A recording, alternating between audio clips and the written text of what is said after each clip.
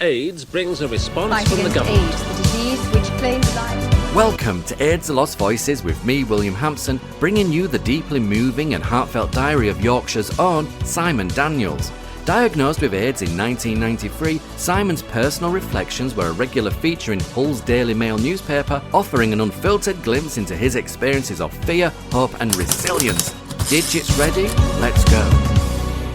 Simon Daniels was a gay man from Hull in East Yorkshire who was diagnosed with HIV/AIDS on the 5th of October 1993 at the young age of 32. Over the course of his life, Simon played a significant role in HIV/AIDS activism, including serving as chairman of AIDS Action in Hull and as director of the national support group Body Positive East Riding.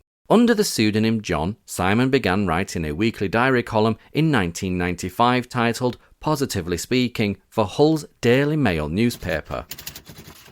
In the previous episode, Simon revealed the overwhelming response he received after asking readers if he should drop his alias John and reveal his true identity. He also expressed his frustration at the poor attendance of HIV/AIDS service providers and agencies during his speech at an AIDS seminar, highlighting the ongoing neglect amid the crisis. Simon also mourned the immense loss of friends to AIDS, reflecting on the personal toll of the epidemic. Despite the challenges, Simon used the Christmas party season as an opportunity to dispense crucial safe sex advice. However, his openness about his AIDS diagnosis and sexuality in his weekly diary for the Hull Daily Mail sparked controversy, attracting letters to the editor from readers who objected to such candidness. Faced with criticism and despite bringing an end to his HIV medications and hospital visits, and even contemplated stopping his weekly diary entries, Simon remained a poignant voice in the fight against stigma and silence surrounding HIV/AIDS.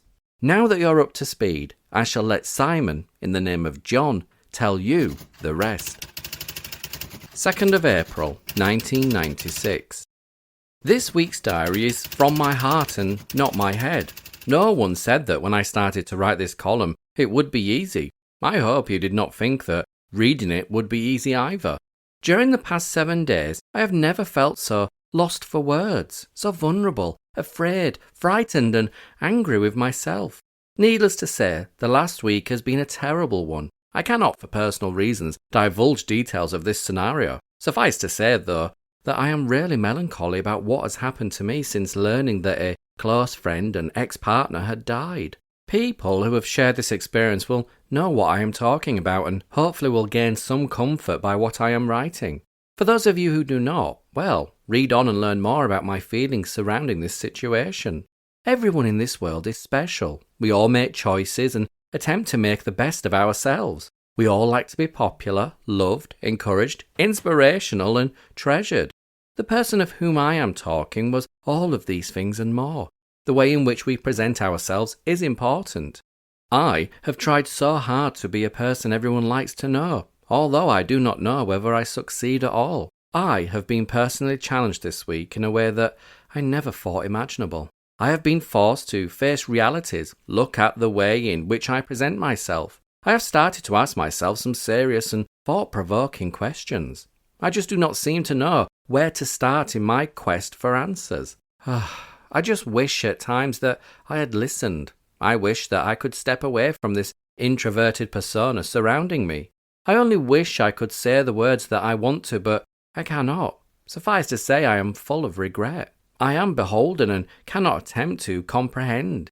My column will be back to normal next week, when I have sorted things a little more, and I apologise if this has been a little confusing for you. I cannot get my head around things. Sorry. Oh, my friend, forgive me that I live and you are gone. There's grief that can't be spoken and there's a pain that goes on and on. Empty chairs and empty tables, now my friend is dead and gone. Special memories always, baby, from Theo, John. 9th of April, 1996. I suppose you will have either returned to work today or be getting back to normality after the first of this year's official holiday weekends. Writing this diary, I am looking out at sunshine, enjoying the first real spell of spring weather and reflecting on many issues. Firstly, I wonder if the good spell of weather is going to last long enough for us to get out to the beach or to enjoy some other leisure pursuit. Two events have been playing on my mind this week, and although you may not agree with the words I write, I hope you will be able to understand my philosophy and the reasoning behind my reflection. The first is the latest outcry regarding the alleged European pandemic concerning British beef. And the second is the passing of the weekend and the religious connotations around Easter. With regard to the outcry concerning BSE, I am reminded of a similar situation about 15 years ago, when politicians all over the world began to react when a virus that had comparative consequences hit the headlines. This time, the virus was known as HTVL-free. Hysteria began to sweep the world, and millions of people were poured into promotion, education, and attempts to relieve the panic. 15 years on, HTVL-free is more commonly known as HIV or AIDS. We all know it no longer possesses the threats that were originally imagined. However, the politicians still refuse to accept the potential dangers of the virus. It's strange how events of the past 2 weeks have encompassed similes. People still buy beef, even more so when the retailers cut the price by half. Is there no danger if we get something cheaper, or can pretend that the piece we are eating is not infected? And do I not hear the same things being said about HIV day in and day out? Think about it. The second thing I have been thinking of has been Easter and the Bible's narrative story. At times, I feel like that man who walked through Jerusalem bearing his cross, defiant to the cries of the onlookers. No, I am not saying I am the reincarnation of the Son of God. What I am saying is that my life of late has seemed to bear similarities. I know I carry my own cross. I know that there are people who would like to see me crucified in a like way, and there are those who wholeheartedly support my cause and endeavour to provide a better life for those infected and affected by HIV and AIDS. Next week, I want to talk to you about the important role that gay men have had and continue to have in the development of HIV and AIDS services, both locally and nationally, and how many would rather forget that fact. Cheers, John. 16th of April, 1996. I am sure you have heard the comments and remarks passed in the bars, on the terraces, and in general conversation, which say the main cause of HIV and AIDS are gay men and drug abusers. Women, children, and heterosexuals who are diagnosed become labelled as innocent victims. They have only contracted the virus because of the promiscuity of people like me. I recall an occasion a couple of years ago when, after addressing a conference in Leeds about the needs and requirements of positive gay men living in the north of England, a gentleman walked up to me and complimented me on my talk and inquired if I did them often. I replied I had been invited to talk to a self-help haemophiliac group later that week. His prompt response was, "Oh, so you do work with the real victims then, do you?" Now, under normal circumstances, I do not consider myself to be a violent person, but I am not sure how I managed not to hit the guy straight in the mouth. I just walked away. We have to put up with comments like this, and yet the fact is that gay men actually helped the launch of one of the most effective sexual health campaigns this country has seen. We helped to establish self-help groups, local-based agencies, hospices, information centres, and the like, all of which have proved to be essential to the fact that the pandemic did not become the epidemic that was expected. Statistics for HIV and AIDS infection have always indicated that the highest number of people to become infected and subsequently die are gay men. And when 11 years ago people started to acknowledge the realities of the virus arriving in England and patients needed to find ways of supporting each other and passing on information, the powers that be turned to gay men to help. We did this while still taking the blame and while still becoming infected at a far higher rate than any other sector within society and watching our friends die. We did this because we cared about ourselves, but also because we wanted to help. Yet, still we have to maintain our own fight for recognition of what was really not just our problem, but everyone's. Years on, the aforementioned organisations still function, still offer support, and are funded at a far higher rate than they were initially. But there is one significant difference. Gay men are no longer allowed to make decisions and are no longer consulted about policy, implementation, and our needs. The people who make these decisions now are heterosexual middle-class managers. How many times in society does this happen? Able-bodied personnel making policy that affects disabled employees, men making choices and decisions about women's issues. No matter how hard we try, it seems that if you are a second-class citizen, and I think that includes anybody who is not middle-aged, white, heterosexual, able-bodied, male, and in employment, you are not allowed to congratulate yourself, have self-esteem, or regard. Perhaps it's my soapbox that stops me from being any of the above, but I know that for those of us who do happen to fall into this elite group are proud, determined, and courageous people who will one day win. Cheers, John. 23rd of April, 1996. It's question time this week, folks. Right, I want you to put yourself into this scenario. You are invited to someone's house for dinner, and being the nice, kind person that you are, you offer to help with the dishes. So far, so good. It's a fairly easy plot to follow, isn't it? But unfortunately, while helping with the dishes, you catch your finger on a knife that has been left on the kitchen worktop and cut your finger. It's not a bad cut, but it's fairly deep. First reactions are to swear politely under your breath, then grab something to stop making a mess in your friend's kitchen. Soon, things are back to normal and you can get on with helping with the dishes. Or, as the case may be, you are excused and ushered into another room with a cup of tea to help recover. Does this situation ring any bells? Something similar must have happened to us all at some time or another. Well, it happened to me over the past week. However, I was amazed by the response I received. I was at my brother's house, and although he was concerned about the cut on my finger, his first response was to look for the bleach in the kitchen cupboard and wash all the areas that I had touched. The severity of the cut and finding an elastoplast came second to the importance of cleaning up the dirty areas that had become contaminated by my blood. A responsible guy, I am sure you must be thinking, and I am pretty sure that under similar circumstances I may have wanted to react in the same way. But it all rather harshly reminded me of how different I am from my own brother. I know he thinks the world of me, but something that would seem so trivial to anyone else reinforced my own status to me in a harsh and brutal manner. A similar situation arose a couple of days ago when I went to see a friend of mine. He was busy entertaining his sister's children who were on Easter holiday. However, when his sister returned from the shops, she promptly packed her children into the car and took them home.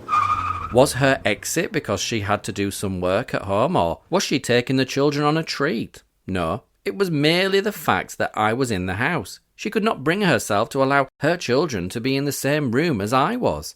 We have known each other for years. In fact, I used to visit her house on a weekly basis when the children were younger. So, what is the difference now? Yes, you've guessed it. It's because I happen to be HIV positive. I am always saddened when people take this attitude, but I know it cannot be helped. We all have hidden phobias, and some of us can hide them more easily than others, but it's such a shame that I seem to be the cause of so many people's fears. Perhaps I have become the cause of a new medical condition. Now, let me see. What can we call it? Johnophobic? Or claustro-HIV phobia, perhaps. What would you have done under similar circumstances? Oh, cheers, John. 30th of April, 1996. I have noticed a marked improvement in my general lifestyle and attitude over the past few weeks. You know, silly things like waking up in a morning and actually wanting to get out of bed, deciding to cook myself a proper meal and even eat it at the table instead of on my knee in front of the television. Why is this, you may ask yourself? To be honest, I started to ask myself the same. Well, it's the sunshine. Whenever this makes its annual appearance, I always feel better. How many of you do the same? Anyhow, that is not the subject that I am writing to you about today. It is the aforementioned eating well scenario. I have always been interested in cooking and pride myself on being able to produce high-quality meals for my guests. I suppose I just enjoy going into the kitchen and putting my apron on, but that's another story. Doctors and dietitians are constantly reminding us of the importance of proper diet and 3 balanced meals a day to be in good health. It's no surprise then to discover that for people with HIV and AIDS, eating correctly is vitally important in order to stay well. But when you are unable to work and are on a low income, struggling to cook for yourself due to a lack of strength and mobility, this becomes a real problem.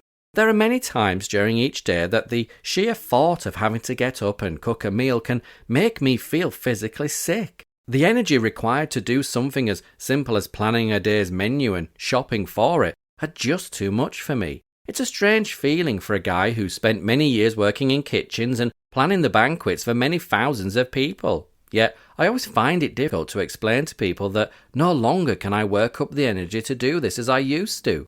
A couple of months ago, when my mum celebrated her birthday, I decided to cook a meal for her and some of my relatives. My, how I began to regret saying that I would do this. I had planned my menu and tried to be as easy on myself with preparation and budget, and before she arrived, I had already had 2 very good friends of mine down to help with preparation.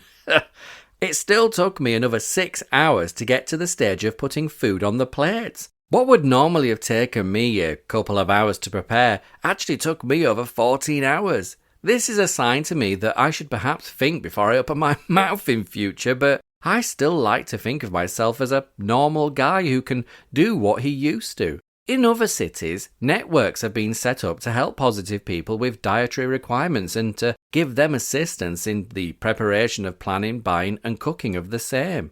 What a shame we don't have this in our area too. I am sure there would be many people who would benefit from such a service.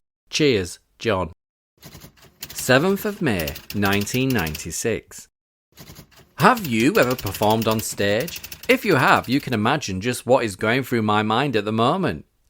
Yes, I have just one more week before I appear on the Hull Truck stage during our week-long run of Jeffrey, the play that tells a story of a guy who, through his own choice, decides to give up sex because things have got out of control with the HIV/AIDS thing.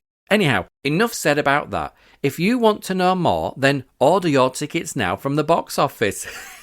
My own little advert is over. But can you imagine what it is like for me at the moment? I seem to be constantly living and breathing HIV. Every waking moment of my day and even my dreams have been taken over with thoughts of HIV and how it affects people's lives. If I'm honest, I am beginning to regret ever saying yes to the role. We all agreed to do something and then realise that that piece of cake we have taken is far bigger than we ever thought. Constantly, I'm getting people telling me to slow down or I shall be ill and not be able to see this dream come to fruition. My family are saying this, my friends, and even Joe Davison keeps telling me to slow down. But how can I do this when I have made such a commitment? There seems to be 1,001 jobs to do, and I, like many others, take the view that no one can do it as well as I. That no one else has the skills or the equipment for these jobs. So yes, it falls on good old Muggins' shoulders again. There have been times over the past month when I feel like I have been living a sort of dream world. You know what it's like. Things are happening around you and you can't stop them. I had a dream like this the other night. I was driving my car and could not stop it crashing into another, and I woke up with a jolt. I have started snapping at people for no apparent reason. A little request to me becomes a mammoth task and I cannot reason with myself or my feelings. I am sure that those around me at the moment wish I would just wander away somewhere and come back in 2 weeks' time. And to be honest with you, I have thought about doing just that, but then I would let myself and my adoring public down. There have been times when I believe that people around me forget I am HIV positive and I am not well. I do get tired easily and need time to myself, but someone somewhere always has a favour to ask. Someone will always criticise my efforts and I just find this hard to cope with. All I seem to want to do at the moment is sleep, learn my lines and sleep some more. I hope that I will find time to rest and take things easy in a few weeks, and then I should not be as moody and irrational. Next week, I have some really sad news to tell you. Cheers, John. 14th of May, 1996. You may recall that when I first started to write this column, I had been introduced to readers when Joe Davison wrote a feature about Positively East Riding, the self-help group for those infected and affected by HIV and AIDS in our area. This group was established almost 5 years ago in order for people to meet together and share experiences and feelings with each other. Many similar organisations were developed throughout the country, indeed across the globe. it had become apparent that people infected with HIV needed a space that they could call their own, a safe space, somewhere away from the hustle and bustle of statutory departments who play such an important role in their continuing lifestyle. Many of these groups have gone on to become authoritative voices and centres of excellence in their own field. As many readers will be aware, I have been involved in the past on both local and national levels with such groups. However, over the past 9 months or so, a marked demise of such groups across the country has been clearly evident. Many have merged with ASOs, AIDS Service Organisations, or NGOs, non-governmental organisations, voluntary bodies. I have for several years strongly believed in both the benefits and strengths that could be attained from affiliation to such groups, but how sad it has been to learn of the proposed demise of such a group in Kingston upon Hull. Perhaps I should explain a little more. Because of difficulties within our own group, it has been decided to transfer administrative control to our local ASO, and in future the group will function under their banner. I have no real problems with this except that there are many who do not want to get support from such an organisation. You will be aware that I decided earlier on in the year to relinquish my involvement in this field of work, basically because of the way it both physically and mentally drains my energies. So I suppose that I have no one else to blame for this happening. However, it is saddening when I go out for a drink on a night and I am challenged about this. People are saying that it is just not good enough that Positive East Riding has closed down, and implying that I should not have allowed this to happen, that I should have fought for the survival of such a group. If, in all honesty, I put my hand on my heart, I would agree with them. This should not have been allowed to happen. However, budgets are constantly being chopped, the voice of positive people is changing, and so are the personalities of those who are becoming infected. All this has been responsible for the change in Kingston upon Hull. I believe that I gave of my best under extremely difficult circumstances and have managed to spread a little more awareness and continue to bring the message of how HIV and AIDS affects people's lives in Kingston upon Hull. My best is all I could give, and I am sorry that some think it was not enough. I wish future self-help groups in Kingston upon Hull well and hope that maybe someday I will feel the alternative ideology of self-help will be able to provide for my needs like Positive East Riding tried to provide for yours. 21st of May, 1996. I'm feeling tired after last week's hectic schedule of performing at Hull Truck Theatre in the play Geoffrey, so I'm taking a week off and have asked my friend Ian to write this column. Having AIDS is difficult enough for the person who lives with this news, but for friends it is also a difficult and trying time. Here are Ian's thoughts on the subject. I'll see you again next week. John. My friend has AIDS, and by that I mean my singular friend. Well, that was until a few weeks ago, for now I have more than one friend with AIDS. It was during a very casual conversation that another friend admitted to having an illness, but edged around an identifying description. I became more and more curious, especially when I was told the illness was terminal. I should hope that, like many readers, to be given notice to quit life not only comes as a shock to the person concerned, but also to those friends and relatives who have to share the news.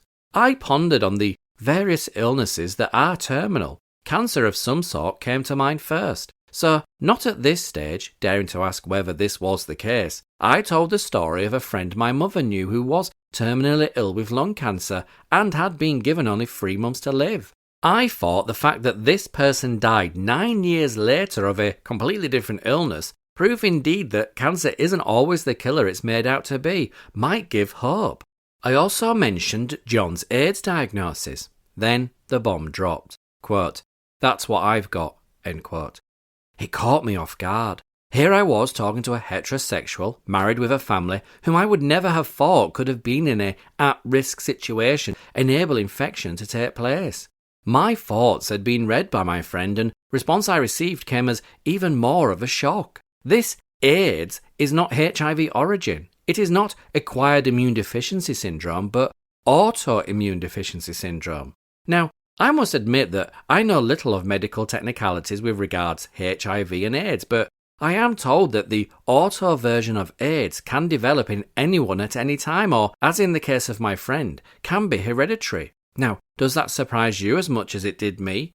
There is no risk of the condition being passed on to the partner or children, but don't you find it frightening? Now, Bearing in mind that my knowledge of the medicine is little, I wonder whether, if this auto type of AIDS still creates the same results as the acquired version. It may be possible that at some stage in the past the two viruses could have crossed over from one to the other. Ian. 28th of May, 1996. I promise that I will do my best to serve both God and my country. The words I said when I joined the Club Scouts many years ago. I actually wanted to join the Brownies, but I failed the medical 3 times. Many readers will have made similar vows and statements at some time during their lives. We all do it, don't we? I'll pay you back that $5 I owe you next week, I promise. That's the one I usually hear, or use, as the case may be. An often used phrase always springs to mind when I write about this subject. No one said this was going to be easy. A few weeks ago, a guy I know asked me to promise that I would never get sick and that I would never die. Quite a strange request of someone who is terminally ill, but my reply was, okay. Why do I do it, I ask myself. Indeed, why do people ask the question in the first place? I am not immortal. I suppose we all know that from the day we are born, we are going to die. It's the one and only guarantee in life. Some people think I have given up on life and have taken a self-destructive view of my mortality. I definitely have not, and I apologise if that is the way I have been misinterpreted. I fully intend to continue to live my life to the full. There are so many things I want to do, so many places I want to see, so many opportunities left to be grabbed. Besides, I've already bought this year's Christmas cards and I don't want them to go to waste. I believe there are 3 ways to look at my life. The first rule is not to look back. The past has happened. There are many times that I really do wish I could change it, but hey, we get one chance at this life, so let's not spoil it by looking back all the time. My second rule is not to plan too far ahead. I do look forward, but only in short-term goals. Therefore, if the inevitable happens, I won't be too disappointed, will I? My third rule, to ignore people who come up to me and say, aren't you being a bit morbid and self-centered about this illness? Too blooming right I am. I am the only one who is trying to put a brave face on this. I'm the one who is living with HIV, not you. I'm the one who looks forward and backwards in the same breath.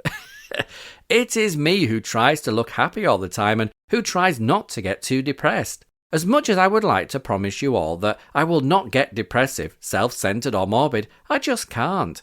I am not going to pretend that everything is okay just to make this story a happy one, because, my dear friends, it most certainly isn't, and I will not pretend anymore. What I will say, however, is this. I promise I will try my best to make things a little less gloomy, and if I don't, then you can say, hey, look, John, you're getting boring again, now shut up. See you next week, John. 4th of June, 1996. Like many people, I tend not to think about the bad things in life, although I know there are those who would beg to differ. I usually try to focus on the positive aspects of living, and that is one of the things I want to write about this week. I wish to share with you the positive aspects of living with a HIV diagnosis. You may say that there can't be any. Well, to be honest, I have had to think hard, but here we go. Firstly, I believe my diagnosis has given me a wholesome attitude to living. No longer do I let the problems of the world get me down.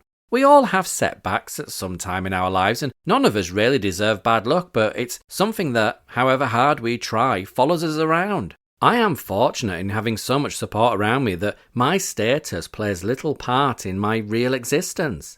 Secondly, I have been honoured to have met some wonderful people. Many of them have unfortunately died. However, they played an important role in my life, and I feel so honoured to have been allowed to share it with them.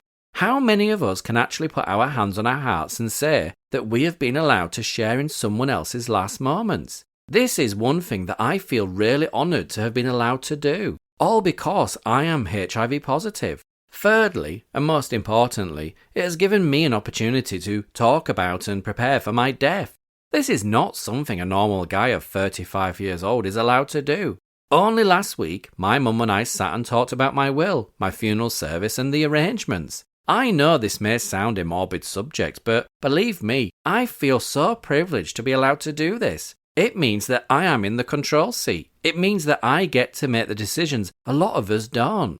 I am so lucky when I think about it. I not only have a fabulous family around me, but I also have a brilliant bunch of friends too, and they all know the truth. They know that I am a gay man who has been unlucky, that I am a guy who has been unfortunate enough to contract this deadly virus, but I am determined not to let it get me down. I want to face life and its challenges head on. What keeps me going is the thought of having these special people around me. In a few weeks' time, I shall be celebrating my first anniversary of writing this column for you. I shall be letting you know how I intend to mark this occasion next week. Cheers, John. 11th of June, 1996. As I mentioned at the end of last week's diary, in 2 weeks' time I shall be celebrating my first anniversary of writing this diary for you. It really does not seem a year ago that I was first interviewed by Joe Davison, and we agreed it might be a good idea to present on a weekly basis the trials and tribulations of someone living with an AIDS diagnosis. I remember sitting down to read the paper the week that Joe presented an overview of the now closed self-help group Positively East Riding. Her opening lines read, "He knows he could be dead by Christmas." Well, sorry Joe, and all you readers who have had to put up with my moans and groans, I have fooled you all and I'm still here. I fully intend to do the same next year too. During this time, I have managed to write a column for you every week, even when I have been in hospital or the hospice. I have written in excess of 25,000 words. I have let you into my life and enjoyed the rewards of your comforting letters and continued support. And, as you know, the column has also received much acclaim and national recognition too. However, as regular readers will also be aware, there have been times when I have thought hard about giving up and have wanted to stop putting pen to paper. Your encouragement and words have persuaded me to continue. I know that there has been a negative side and adverse comments have been written in letters to the editor, but I never expected that everyone would be understanding or would take on board my lifestyle and issues. However, you have encouraged me by making me realise that my message is getting across. What does concern me, however, are the questions, doubts and concerns that I do not address. I have thought about how best I could celebrate 1 year of my writing for you and have decided to do my Robin Day or Jonathan Dimbleby bit and do a question time column in 2 weeks' time. Basically, if there are any questions, any fears or concerns you have surrounding HIV and AIDS that you wish to ask me about, then write to me care of Joe Davison at the Mail, and in 2 weeks' time I shall endeavour to help you. If I cannot help, then I am sure I shall be able to call upon people who can. I feel this will give me an opportunity to address your needs and concerns rather than my own. I do not, and have never professed to be, the person who knows all the answers, but I would like to think that by sharing with you I will be allowed to help you in your concerns or doubts regarding the virus. No matter how small or trivial you think your question may be, then drop me a line. It may prove to be a great celebration week, or maybe a reflection upon the fact that the column has run its course. Let's see what 14 days will bring us. I look forward to hearing from you. Cheers, John. 18th of June, 1996. Is it me, or has there been a decided hush-up on one of the current soap opera storylines lately? Everyone talked for ages about the Zoe and Emma storyline in Emmerdale. We now have the is he or isn't he storyline going through EastEnders too. You know, the one that says, is Tony Hills going to end up with Tiffany or her brother? However, it is one of the other storylines in this particular soap that I write about this week. For avid followers, all I need say is that I think Grant Mitchell is acting in a despicable manner. For those who don't, I had better explain. Mark Fowler, son of the late Arthur, I cried the day he died, is HIV positive. Ruth, his wife, is a childminder and recently started to care for Kathy and Phil Mitchell's baby, Ben. Now, Fick, Grant, has got it into his head that Ben could be at risk by being looked after by Ruth. So, in order to protect both his nephew and his bruv, he has threatened to not only tell Mark's Auntie Kathy but also announce to the rest of the square this information, unless Ruth says she can no longer look after Ben. I'm asking you again. But we've been through all this. I've tried to live with it, but I can't. All I can think of is anything happened to her in that kid's life, I'd never be able to... I'd never harm him. I know that, not intentionally anyway. What do you have to do to try and convince you? Like, do you want a helpline number? They'd be happy to tell you the facts, talk to you about your fears. I'm not scared. I'm just being cautious. I mean, how do you know you haven't got it? I mean, do people like you get tested regularly? People like me? I mean, you're not sure, are you? I am sure. Not 100% sure. Who is, Grant? I know more about the facts than most people. I'm probably less likely to catch it than you. But you're still not sure? Even if I was HIV positive, there'd be no harm to Ben. You hold him, you feed him. You can't catch like that. Ben is in no danger. So what I'm saying is, why take the risk? Oh, you're not listening. You're not even being rational about this. If you give this up, or it's going to have to come out about Mark. You wouldn't. You're leaving me no choice. Grant. It's not the way I want it. You couldn't do this. Not now.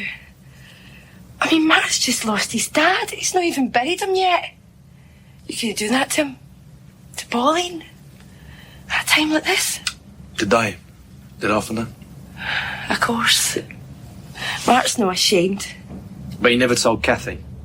He'll tell the rest of the family when the time comes. When they need to know. Well, I think Kathy's got a right to know. So you've got until the funeral. If you tell Kathy you can't carry on looking after Ben, well, she's going to hear that Mark's HIV positive. Along with everybody else around here.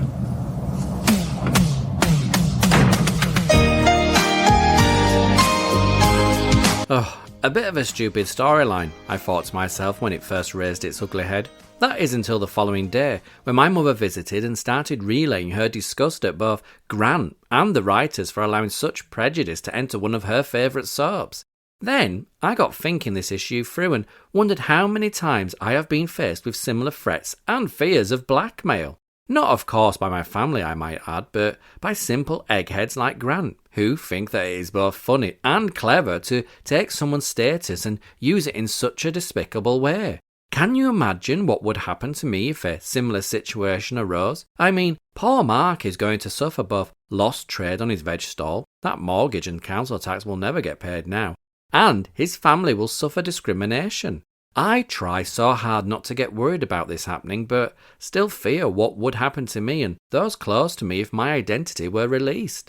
You know, I'm not ashamed or embarrassed about my status, but so many things could happen that would force me underground and could also seriously damage my immune system.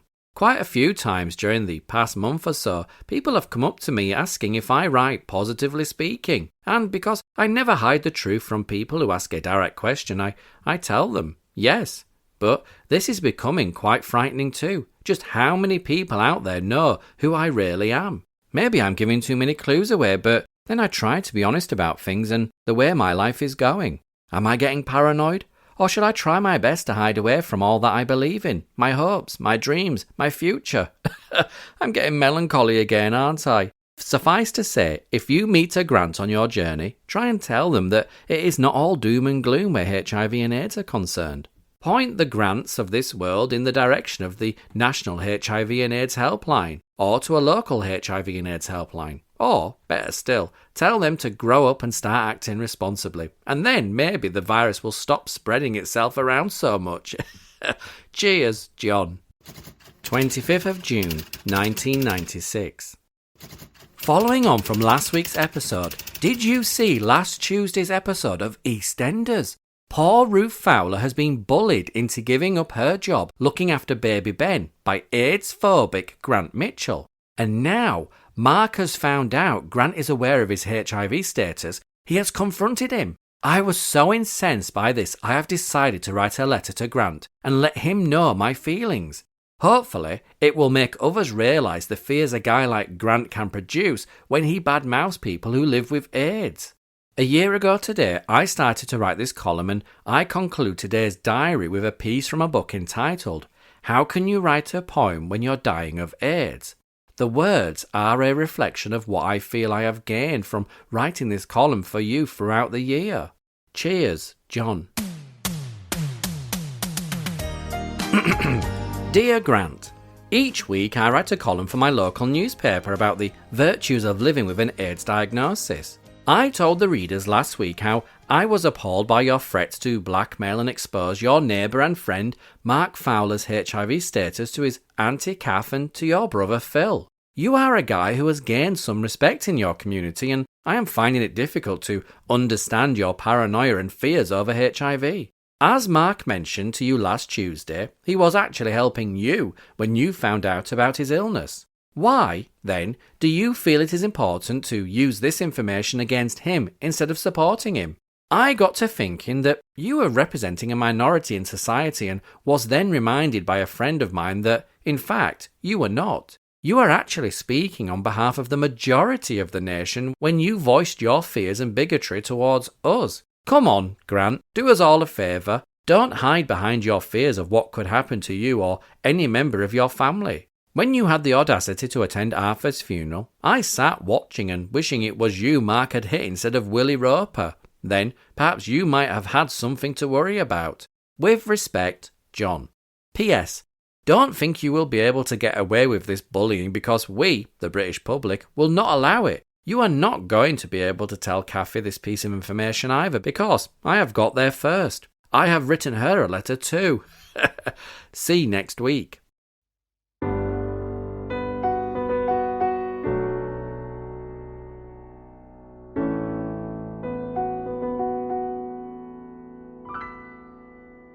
A Bright Light Still Shines by Keith Park.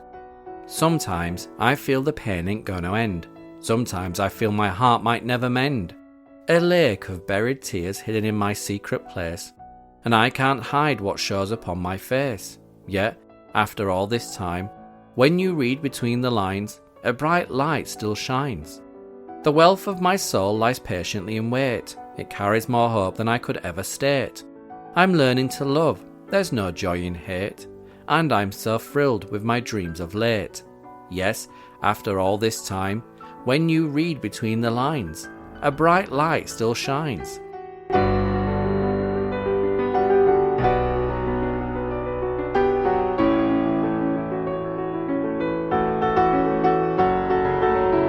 Early abuse that carries such a cost, I hold on tight to a child I thought I'd lost. A frail sparrow with broken wings, tender love and his heartstrings. And, after all this time, when you read between the lines, a bright light still shines. I won't try to get even, I'll learn how to get close. No use in me tearing up what I need the most. I need to share and I won't conceal the scars deep inside, the pain that I feel. Still, after all this time, when you read between the lines, a bright light still shines.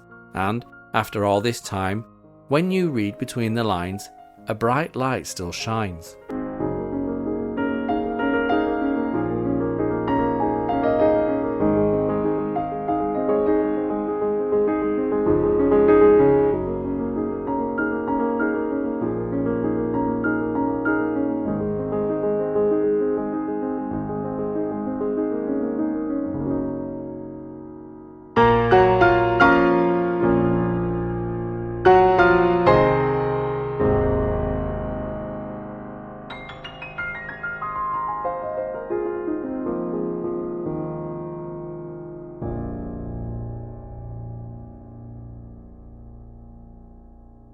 July 2nd, 1996. Dear Kathy, my name is John, and I write a column for my local newspaper about living with an HIV diagnosis. I have written to you because, I'm sure by now, you will have been told about your nephew's HIV status from good old blabbermouth Grant Mitchell. You know, that wonderful brother-in-law of yours. I know of late he's been trying to be nice to you and your wonderful son Ben. Now, let me put you straight about one or two things first. Grant is not as sweet and caring as he has been making himself out to be. He has tried to blackmail both Ruth and Mark and, to be honest, has some great fears and paranoia around HIV and AIDS. Do not trust him, nor a word he says about this subject and the effect this could have on Ben's current condition. I know that you must be pretty stressed out with all that is going on around you, and I send you my deepest sympathy and best wishes. However, the news of Mark's status must also have come as a pretty nasty shock to you too. It is not a nice feeling learning that a member of your family has contracted HIV. Believe me, I know. I am pretty sure that when you find a little more time to digest this information, you will realise and understand the reasons why neither Mark nor Ruth told you this information earlier. If the truth be known, it is Mark who is at greater risk from Ben and not the other way round. You see, his immune system is already damaged and weak, therefore he could be in great danger. I know that none of this may make any sense to you at the moment, and I understand that you may have lots more on your mind. I want to tell you that we are all thinking about you. I just wish that Mr. Macho had put his own brain into gear and found out whether or not Mark could have infected Ben before he gave you this unnecessary piece of information. Still, I suppose you of all people will know that he thinks of nobody but himself at any time. Just to put the record straight for you and to put your mind at rest, I have concluded this letter with some information about the more common type of meningitis that affects people with HIV. However, for the time being, please look after yourself. Give Ben a big hug from all of us in Kingston upon Hull, and please try and understand that although your husband may be acting like a big lump most of the time, he's only doing this extra work for you and Ben, even if it is he who seems to be going through postnatal depression and not you. Kind regards always, John. 9th of July, 1996. Regular readers will be aware that I have been writing about the despicable way EastEnders Grant Mitchell has been treating Mark Fowler, who is diagnosed HIV positive in recent weeks. For many of us living with such a diagnosis, the problems that someone like Grant can create in real life are enormous. However, there are people out there who are the total opposite of Grant Mitchell. I have been really fortunate to meet someone who has known of my status and my sexuality since the first day he met me, and it has not bothered him one little bit. This young man has never questioned his safety, has never felt the need to betray both my confidentiality or my trust in him, and understands that he is not in danger from being in my company. Not too unusual, you may be saying to yourselves. Maybe not, but you see, this young man is only 15 years old. Sammy was introduced to me by his mum, whom I had known for several months. She said he had expressed a wish to meet a diagnosed person and could he come along to meet me. I recall the day she brought him down to my home for the first time. His mum and I sat laughing and joking about silly things, and he was like the idle church dormouse. A word barely passed his lips. However, on the journey home, he mentioned to his mum that I looked quite normal and seemed an okay guy. Sammy, be careful. I know there are loads of people out there who would question that. We have subsequently met up on many occasions and have become quite good friends. He has even visited me in hospital and has told some of his friends that he knows someone who is HIV positive. Sammy and Grant are like chalk and cheese, but what is it that encourages such special and commendable traits in a young man? Credit must go to his parents, who have encouraged him to grow up without prejudice and taught him not to judge others. Both his parents and even his little sister are now good friends of mine, and we often meet up for nights out. I believe Sammy has taken the bull by the horns and decided to become a responsible and caring person himself, and he's a credit to everyone. His sister is lucky too. She will grow up without the influence of some weirdo like Grant Mitchell encouraging negativity and discrimination against those of us who are HIV positive. To Sammy and all his family, I thank you for your continued support and friendship. I only wish that Mark and Ruth Fowler had people like you living in Albert Square. They could certainly do with you at the moment. There have been many times during the current EastEnders storyline that I have thought Grant has been acting like an immature schoolboy. Isn't it strange that a mature schoolboy had in fact helped me realise that not all people are as bigoted as Grant? I am sure there are many other young people out there like Sammy who all deserve recognition for their initiative and their caring attitudes. It's a pity that some of their elders cannot seem to be acting with similar virtues. Cheers, John. 16th of July, 1996. You may recall a few weeks ago, I asked you to send questions regarding my health and how my diagnosis affects me on a day-to-day basis. Today, I have picked 2 of these questions from those I received. I hope that the people who wrote in to me will find these answers useful, and to the rest of you, keep those questions coming. I have tried to avoid using medical jargon in my answers and hope you can understand me. One reader had just seen a recent Gabby Roslin show featuring an interview with Alicia Getty, daughter of the billionaire, who, although perhaps on the thin side, looked remarkably healthy for someone who has been diagnosed with HIV/AIDS for over 8 years. It led them to ask the following question.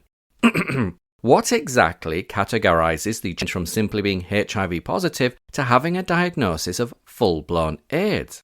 Well, AIDS is a name given to the collection of illnesses, or syndromes, which someone can get if their immune system has been damaged by HIV. Because AIDS is a description of a group of illnesses, a diagnosis of AIDS can mean many things. Some AIDS-related illnesses are relatively minor, others are life-threatening. A diagnosis normally means that you and your doctor need to take extra care to keep you healthy and prevent serious illness.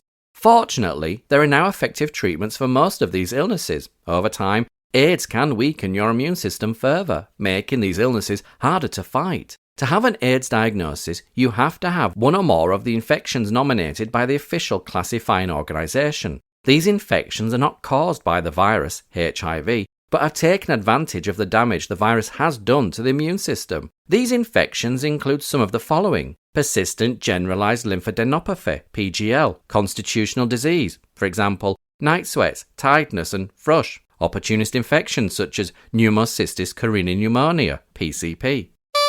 Just as a cautionary side note, this is Simon's explanation as of 1996. You can find a more broader explanation of when HIV becomes an AIDS diagnosis on the Extra T blog. Another question asked, what are the typical day-to-day symptoms that affect John and other HIV/AIDS sufferers?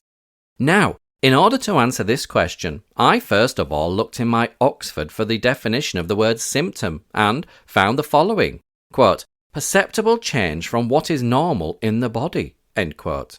The basic changes I have noticed includes constant lethargy, night sweats, a little stiffness around the joints and a significant lowering of self-esteem. I bet there are many people reading this column who are thinking to themselves that they have been showing these signs and symptoms for many years.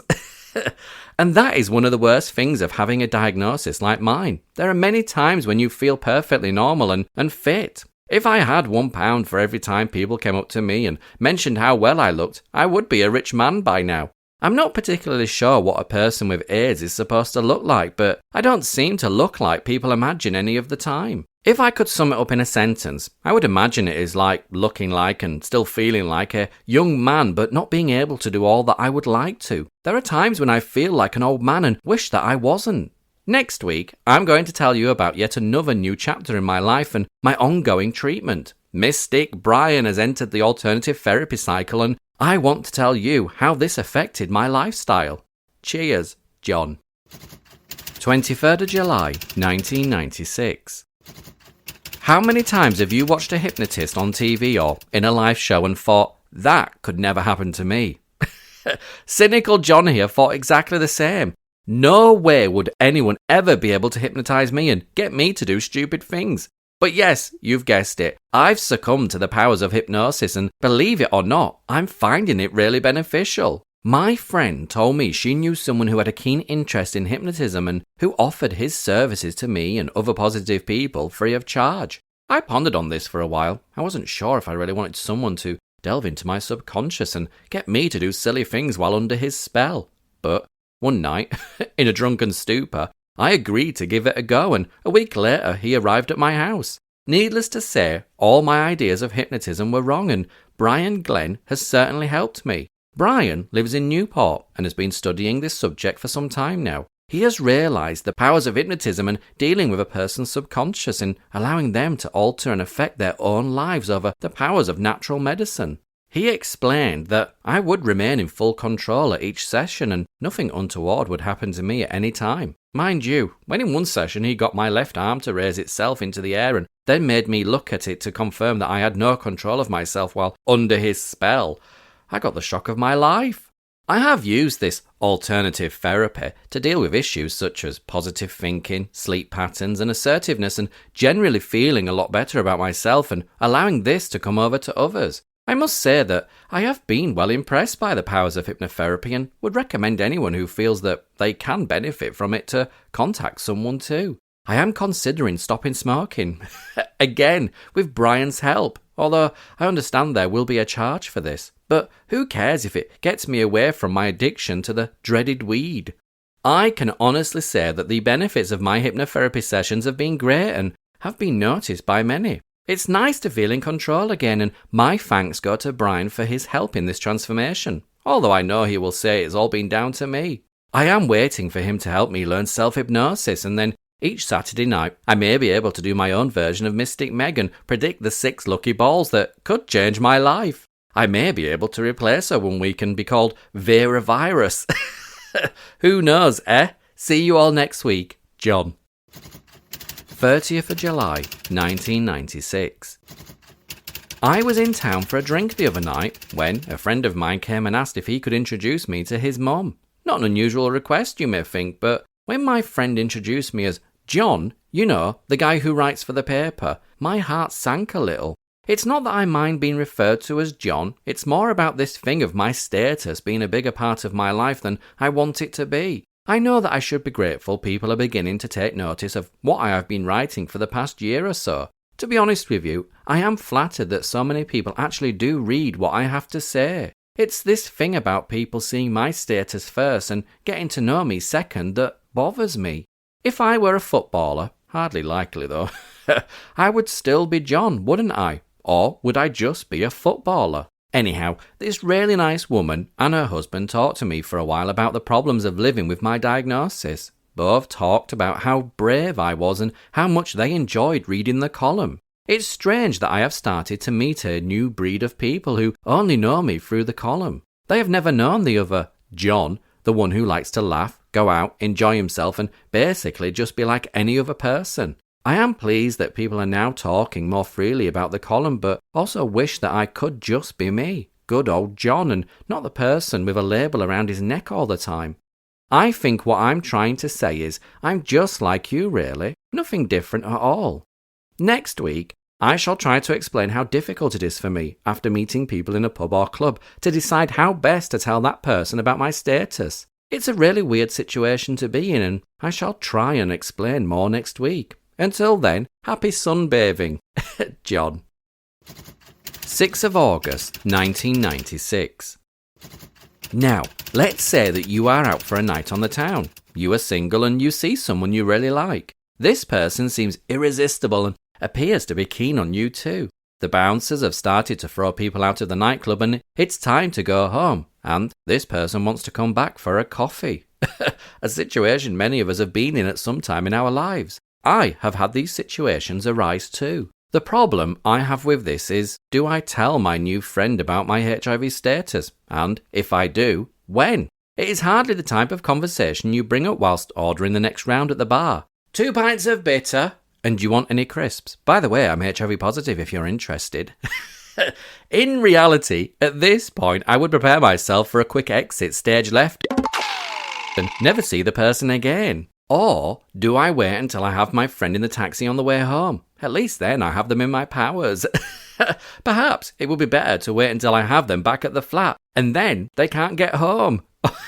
Or perhaps the best thing to do would not be to tell them at all, still do as good little boys and girls do and practice safer sex, but trust in that being enough. I would imagine there are many out there who do this anyhow. And I always run the risk of the proverbial Good Samaritan being on hand and either telling this new friend before they leave the club or next week when they see them. Did you know? Maybe I should not be the one to tell you this, but what were you doing with that person? They have AIDS, is another common one. What would you do in the other person's shoes? Indeed, what do you think I should do?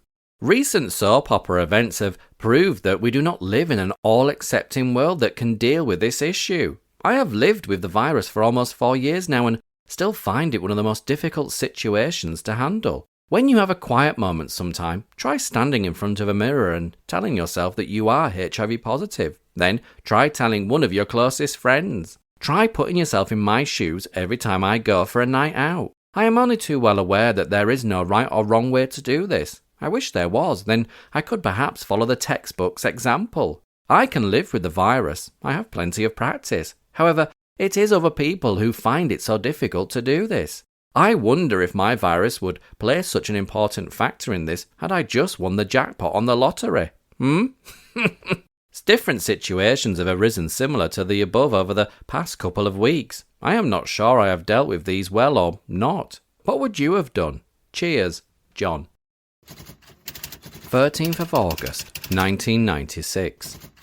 It's been a strange week for me, really. One where I have learned about how my health is progressing, have been introduced to a new doctor and a developing clinic, and one where I have done something I never thought I would be involved in. As regular readers will be aware, I decided early on this year to stop most forms of medication and also to stop using the healthcare system for personal reasons. However, because I have not been feeling too well lately, I have decided to go back to the hospitals again and now use both Castle Hill Hospital and the Lansdowne Clinic at the Hull Royal Infirmary too. I can now boast 2 great support centres and an excellent team of nurses to check on my virus. You may have read in the Mail last month of the arrival of 2 new consultants of sexual health at the Lansdowne, and they have helped reassure me and put me at ease. However, I have learnt that certain progressive factors in the development of the virus in my body have become apparent, and they are researching new forms of combination therapy that may be of some help delaying this. I shall let you know in coming weeks how it is going, but for the moment I shall have to rest, assured that my newfound confidence in the NHS will continue. What is good about this new system is that I can see the doctors at both clinics and not lose contacts that I have made. I do not feel as if I have cut off all contacts with either department. It is a good feeling knowing that we in this area are now receiving a service comparable to that of others in the north of England. I have also been involved in carrying out some interviews at the University of Humberside, for a course of which I have been a management team member for over a year. It is called the ENB 934 course and looks at the care of people affected and infected by HIV and AIDS. This is primarily a nursing course but is open for anyone and I was asked to help interviewing prospective candidates. This is an honour for me, as I feel as if the educators are at last listening to the voices of diagnosed positive people, taking us seriously and seeking our knowledge and advice. Actually, the course organisers have done this from day one in Hull, involving me in many aspects of planning and deliverance. I have been pleased to be of assistance. I never thought that one day I would be teaching at a university, but then none of us know what is around the corner, do we? I know one thing for sure. I would have not been able to do any of this had I not been diagnosed HIV positive. See you all next week. Cheers, John. You can also learn more about Simon Daniels and read his diary columns and supporting articles on the Extra T blog. You can find the link in the show notes. If you've enjoyed this episode, then don't forget to like, share and subscribe. Until the next episode, you can find me on Instagram at The Lost Boys of Soho.